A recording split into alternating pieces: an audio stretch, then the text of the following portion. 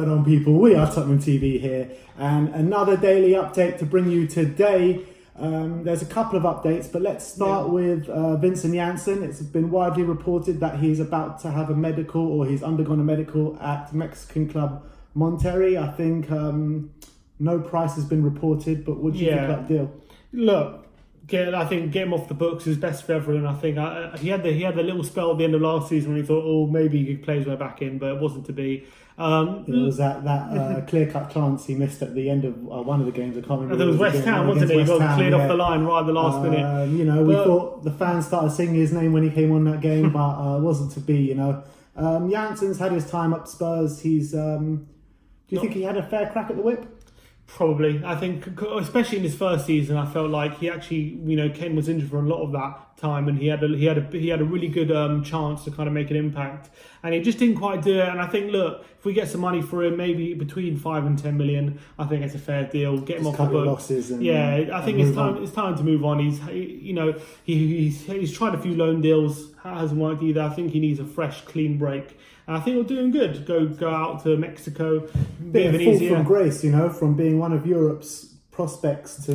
We signed him. He was starting for Holland. Yeah, he was the number one striker, wasn't he? Moving to the Mexican league. Yeah, which is not the best league. I mean, there's a few good players in there, but it's not. It's nothing on the Premier League, is it? So, look, it's a shame for him. It ends like that. It's nothing even on the Dutch league. Let's be honest. The Mexican league. It's a shame it ends like this, but look, I think it's good to get money on the books because then we can fund other signings, which we'll go into in a minute. Because I think we need them to be able to get the funds in to be able to fund these other transfers because those are really big for us.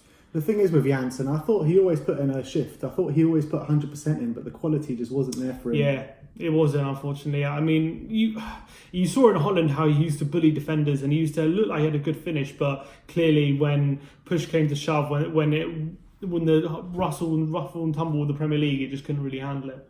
So, see you later, Janssen.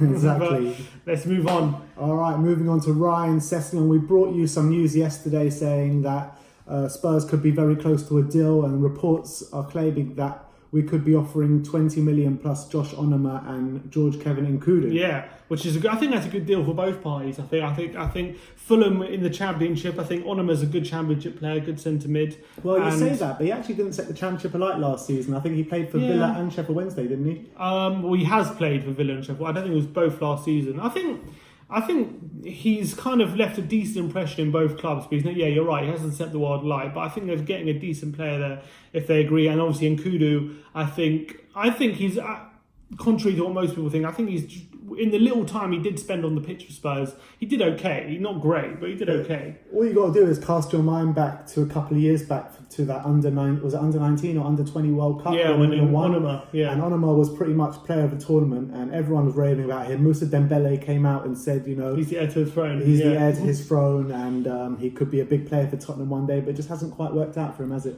No, not yet. But I think maybe a permanent transfer could do him good. I think maybe get him off the loan list. Maybe because maybe at the back of his mind he's always thinking I could go back to Spurs and give it another go. But maybe if he completely just leaves Tottenham and he's all kind of no safety net, you know what I mean? And maybe they'll bring the best out of him. Do you reckon it's worth having a kind of buyback clause in the contract with him? On Onoma, maybe. But I think a la Barca. Look, I like Onoma. I'm not totally against maybe having a buyback clause, but you've got Skip coming through. Winks is very young, and you got Ndombele, who's not even that too different in age than Onoma. So there's not really anywhere for him. That's I don't think. Isn't it? Ndombele and Onoma are pretty much the same age. Yeah, I think like they're 1 year in it. Yeah, 1 or 2 years. I think. Yeah, so it just shows where Onoma could be at his age. Yeah. We're looking at Ndombele, and also looking at Nkudu. I think that could be a good signing for Fulham. I think he could do well there in the Championship. And I think, again, another player who needs to just leave, who needs to get out of the club because he's been 2 years just trying to get in the team, trying to get game time, and it hasn't worked for him. And I think if we can drive the price down from Fulham, get for 20 million plus those two players, very good deal for Spurs, I think. And I think Fulham will probably be happy with that as well. All right, so let's hope we can get that deal over the line. Moving on to Toby Alderweireld. It's been reported as well that he's come out and said that it's not looking likely that he's going to leave Tottenham. Yeah. And that clause in his contract where he leaves 25 million expires in, what was it, 3 days? 4 days. 4 days. So the clock is ticking for anyone who wants to kind of step in and activate that release clause. I think that's it's good. I think the more time, obviously, the longer it passes, the less likely he's going to move. I think maybe, I mean, that Roma move probably would have happened by now if it was going to happen, wouldn't it? Given all the talk there was last week. Yeah. So the fact that it hasn't happened makes me think that's not a non-starter. I think that's more the fact. I think the money thing with Roma is just a kind of side thing. I think the thing was Toby probably didn't want to move to Roma. That's probably what sealed the deal. And the main thing, Toby, he said that he captained Spurs in the first half against Juventus, and it showed how much Pochettino kind of values him as a player and how much he trusts him. And he said he's only thinking of Spurs. He's not thinking of a transfer. He's just thinking of getting ready for pre-season. And in my opinion, even if he doesn't sign a contract, even if we do have him for one more year, I think it's worth it. I think it's better than having the 25 million for a player of Toby's quality. And maybe, you never know, maybe we can convince him to sign. I think once this period passes 4 days and no one activates his release clause, I think he's going to have a serious think about a new contract, because if no one's willing to come in for him for 25 million, why not just stay at Spurs? Clearly he's wanted here. If no one else wants him for that price, you're not going to want him for any price, let's be honest. So I think it's very likely he'll sign a contract if he stays beyond these 4 days. Yeah, if it was up to me, I'll just sign him on a 3-year contract. You know, give him 100, 120 grand a week. It's nothing more than he deserves. Well, he wanted 180, didn't he? That's why that was a hold up. Hopefully, you know, I think he's worth about 120, 130. If he was a bit younger, level with Vertonghen. Yeah, exactly. That's what he deserves, and I think. I'm not sure if Vertonghen's also got 1 year left, so they're both in the same boat. Hopefully we don't lose both of them next year. But at least I would rather keep them both for a year and then see what happens than try and get rid of them now and then try and scramble around for a centre-back who's going to try and be as good a quality as Toby at this stage, because it's not going to happen. So even if he is just staying for a year, I'd much rather that situation. Well, let's hope we don't bring you a Toby Alderweireld story unless he's signing that contract in the next 4 days. Yeah, I think it's positive. I think I don't think it's a case where he's desperate to leave. I don't think it's that kind of case. I think it's where he's kind of exploring his options. Maybe he was looking at a club who might value him higher than Tottenham value him. But clearly, if no club is willing to come in with a £25 million bid, it shows you shocking, really. It is shocking. Because he's probably one of the best defenders in Europe at the moment, and no one wants him for 25 million. Yeah. I'm happy with that, man. I'll take it. Exactly. You know what I mean? Yeah, I'm with you there. I'm very, very surprised. Because at the back end of last season, we were thinking clubs were mad not to snap him up for 25 million. Absolutely mad. He would fit into any back four. Well, he nearly joined United, didn't he? Last year, 50 million. Exactly. We held out. We because we wanted Martial, which I think was a good move by Levy. And now we're in a situation where the bid kind of, which is weird because he proved his fitness last season. It's not as if he had an injury hit season, and he had a good season. So the fact that he proved his fitness and still no one came in for him, I think Vertonghen played less than Toby last season. Yeah, I think so. So I think Toby should have a good think about that new contract to Spurs, because I don't think there's any better place for him to be at the moment. All right, and moving on to our final story of the day, it goes back to Giovanni Lo Celso. Yeah. It looks like that things are really hotting up. It looks like we're about to get this deal over the line. What's the latest with that, Tim? The wheels are turning. Exactly, the cogs turning. What's the latest with it? Well, Fekir has completed a move to Betis, pretty much, albeit an official announcement. I don't think it's officially been announced yet, but isn't that mad? Fekir, he was about to join Liverpool for like 60 70 million last summer. And the whole thing was he failed a medical, didn't he? That was the whole problem with his down to his fitness, the transfer, and he didn't have the best season, did he? I think for Lyon, he had a much better season last season, and that coupled with his medical issues has really driven the price down. They're getting him for reportedly under 20 million plus add-ons, which is a great deal bargain if he can stay fit. If he can stay fit, and I think that's a really good replacement for Lo Celso. But given the fact that he's been pictured with holding up the Betis scarf, you're pretty much safe to say that deal's done. Yeah, that's done. So, given that's done, I think there's a lot of reports, a lot of newspapers, The Independent, The Telegraph, all reporting that Tottenham are going hard now in for Lo Celso, and apparently even reported that Betis are willing to drop their price a bit, given the fact they've already signed a replacement and they can't afford to keep both of them on their books. They kind of have to get rid of him now. Well, maybe they expected to sign Fekir for a lot more than they did. Or they were expecting to sign a lot more for a replacement than they did, so it makes sense to drop the price a bit. As they've got someone in now, they need to get someone out. So. Yeah, they reportedly can't afford to keep both. And apparently they're looking at a bid now between 55 and 60 million for Lo Celso. A deal can apparently be done there. And do you think that's dependent on the Eriksen? Apparently he not. Said no today. Yeah, yesterday I said yeah. I said it was. Oh, sorry. Yesterday you said yes. Yesterday today. I said yes. The rumours really are hotting up. I'd be very surprised if we sign Lo Celso while Eriksen's still at the club. But then again, you're looking at Eriksen as well. Things have gone very quiet with him. Yeah. The only rumours you're hearing now are with the contract. You're not really hearing about Madrid anymore, and so I think it is getting more and more likely he'll stay.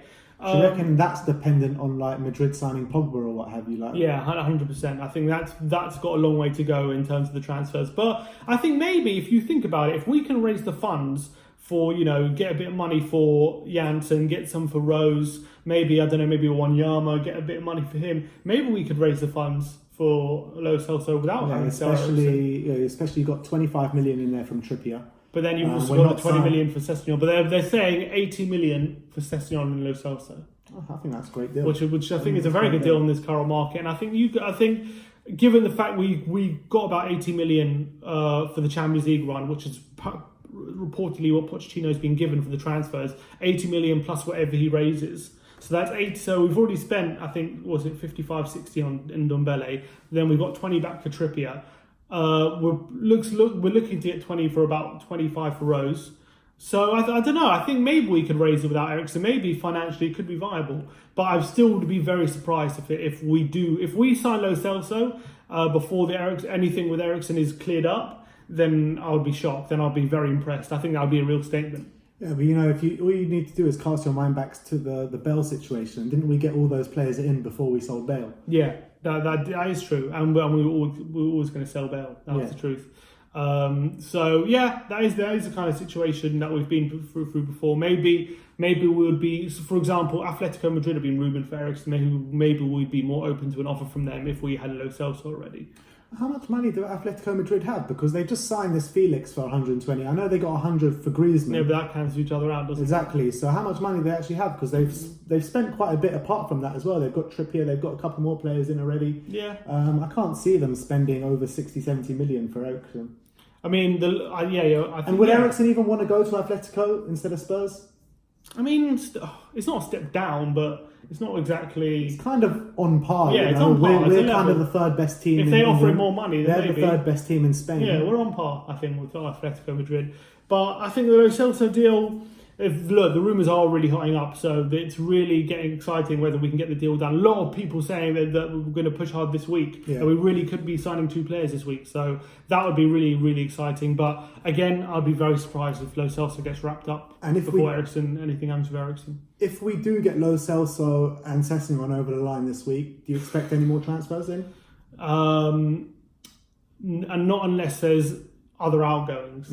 I think, look, if we have a midfield of Lo Celso, Ndombele, Harry Winks, Moussa Sissoko, that's a really strong 4 there. Yeah, but the problem for me is the fullbacks. Skip as well. Because it just seems like we're downgrading on fullbacks and we need an upgrade from last season. Yeah. That's what gets me. Yeah, well, yeah, I think Sessegnon will be the one that's going to have to be trained up to be a first choice fullback to get that pace. Yeah, but it doesn't take time for him to train him up. Yeah. And last season, let's say Danny Rose and Kieran Trippier were our first choice fullbacks. And I said definitely that they're not good enough. Well, Danny Rose towards the end of the season proved that he's good enough, but he's out the door. Yeah. And Trippier just wasn't good enough last season. So where do we go? Maybe we adjust our system, be less reliant on the fullbacks. I don't know. Maybe that's a way to go. I think when you have that kind of quality that we're going to have in our midfield, remember that last season you would have pointed out our midfield as our weakest point, and to change it now to one of probably our strongest point if we get Lo Celso over the line, then that's something you've got to kind of mould your team around. Exactly. If we can get to the Champions League final with no midfield, imagine what we can do with a midfield. All right, so there you have it. That's the news of the day. Comment to see what you think of all the news that we've spoken about. Like and subscribe. And as always, come on, you Spurs!